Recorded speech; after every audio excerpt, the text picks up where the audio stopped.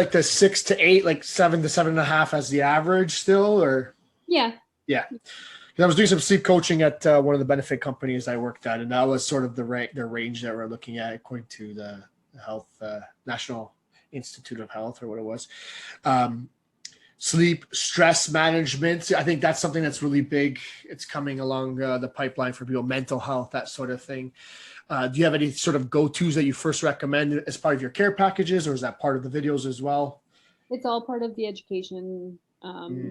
curriculum. Mm-hmm. I do like to reach out to people though too, like we do a screen at the beginning for things like depression and quality of life. So if Mm-hmm. people indicate high scores or low scores, depending on the scale, I do touch base with them in class. Mm-hmm. 'Cause I find in cardiac rehab, you spend like an hour and a half with someone twice a week. There's not a lot of other like healthcare professionals that do that with them. Mm-hmm. Mm-hmm. So even sometimes just giving them someone to talk to, or like Yeah, someone that understands and listens, I think that that goes a long way.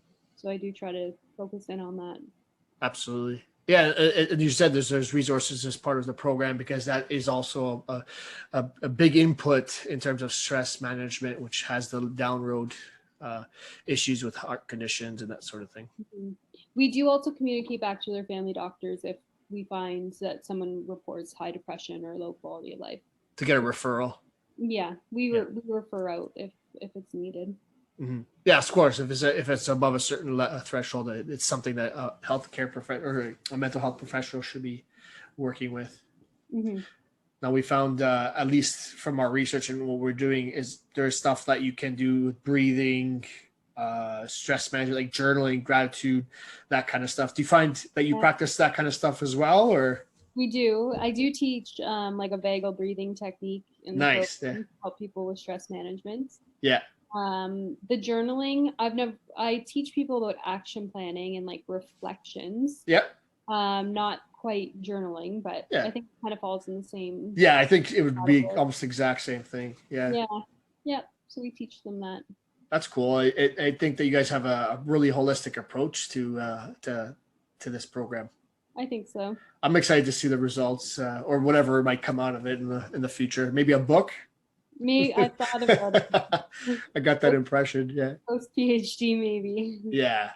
So, aside from that, on your free time, like what sort of stuff do you like to do? Do you always do high intensity, or do you have other stuff that you like to do? I am pretty simple. I like my long rides. I like my weight training. I like Hmm. Pilates. I'm really getting interested in like breath work right now. Me too. I think that's really cool. Yeah. We're expanding our program to include COPD patients, so Hmm. obviously with the lungs.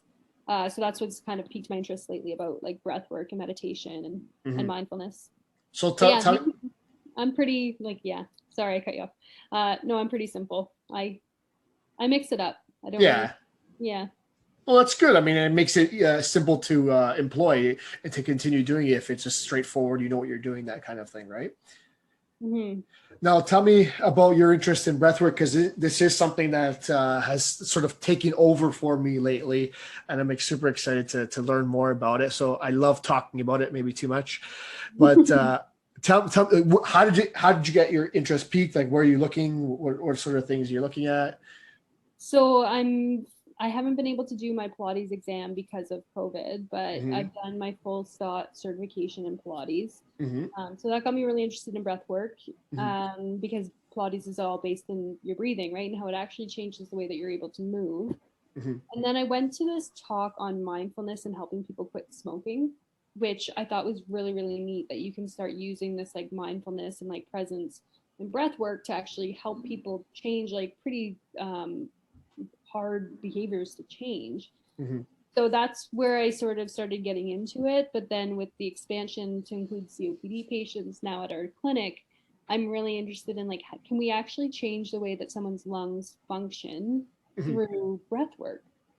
And then there's some really interesting data out there on like vagal breathing, which is your vagus nerve controls what's called your parasympathetic nervous system, which is Hmm. if you look at your flight or your fight, it's the one that actually calms you down. Hmm. And you can activate your vagus nerve through breathing. Yeah. So I think that there's like, and they've shown this in heart failure that like if you do vagal breathing, type work in combination with exercise, you actually get better benefits than if you don't include the breath work. Mm-hmm. So, Yeah.